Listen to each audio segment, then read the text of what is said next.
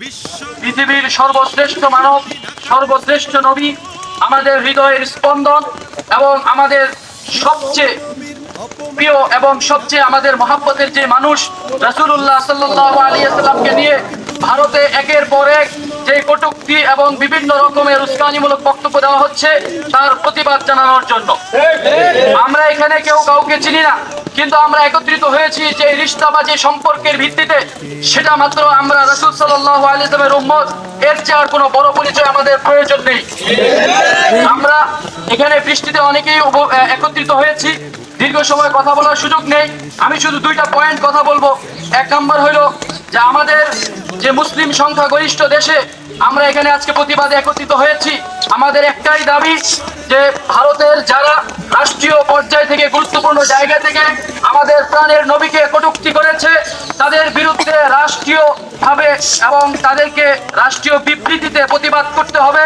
এবং রাষ্ট্রীয়ভাবে এর প্রতিবাদ না করলে আমরা ধরে নিব যে আমাদের রাষ্ট্রে যারা দায়িত্বে আছে তারা এটাকে নীরব সমর্থন করেছে। আমাদের প্রথম দাবি রাষ্ট্রীয় পর্যায় থেকে, যেহেতু কটূক্তি যারা করেছে তারা রাষ্ট্রীয় দায়িত্বে আছে, এজন্য রাষ্ট্রীয় পর্যায় থেকে এর বিবৃতি দিয়ে প্রতিবাদ করতে হবে। দ্বিতীয় কথা হলো ভারতের যারা দায়িত্বে এবং নেতৃত্বে আছেন তাদেরকে আমরা হুঁশিয়ার করে বলতে চাই, গত বছরও নূপুর শর্মা কর্তৃক যে ঘৃণ্য কটূক্তি হয়েছিল এর বিচার তো তারা করেইনি।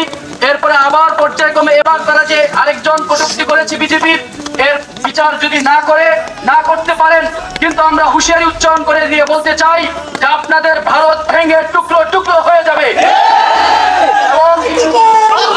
এবং আমি এটা স্মরণ করিয়ে দিতে চাই, রাসূলুল্লাহ সাল্লাল্লাহু আলাইহি ওয়াসাল্লাম সপ্তম হিজরিতে যখন কিসরার বাদশা খসরু পারভেজকে ইসলাম গ্রহণের জন্য চিঠি এবং পত্র পাঠিয়েছিল, সে ঔদ্ধত্য প্রকাশ করে রাসূলুল্লাহ সাল্লাল্লাহু আলাইহি ওয়াসাল্লামের পত্রকে ছিঁড়ে ফেলেছিল। এই সংবাদ রাসূলুল্লাহ সাল্লাল্লাহু আলাইহি ওয়াসাল্লামের কাছে আসার পর তিনি বলেছিলেন যে যেই বাদশা আমার পত্রকে ছিঁড়ে ফেলেছে আল্লাহ তাআলা তার রাজ্যকে ভেঙে টুকরো টুকরো করে দিবে।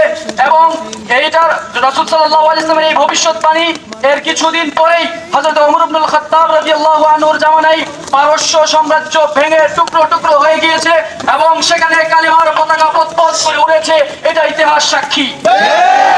ভারতবর্ষকে এবং নেতৃত্ববৃন্দদেরকে এটা স্মরণ করিয়ে দিতে চাই, আপনারা যদি এই কটূক্তিগুলোর বিচার না করেন তাহলে আমরা সেই দিনের অপেক্ষায় আছি যেদিন আপনাদের ভারতবর্ষ ভেঙে খান খান হবে এবং ভারতের দিল্লি থেকে নিয়ে প্রত্যেকটা রাজ্যে ইসলামের পতাকা উড্ডীন হবে ইনশাআল্লাহ। সর্বশেষ আমি একটা কথা বলে শেষ করতে চাই, সেটা হলো যে আমাদের বাংলাদেশেও কিছু কুলাঙ্গার নাস্তিক রয়েছে যারা মুক্ত স্বাধীনতার নামে কিছুদিন পর পর রাসূলুল্লাহ সাল্লাল্লাহু আলাইহি ওয়াসাল্লামের ইজ্জত নিয়ে টানাটানি করে।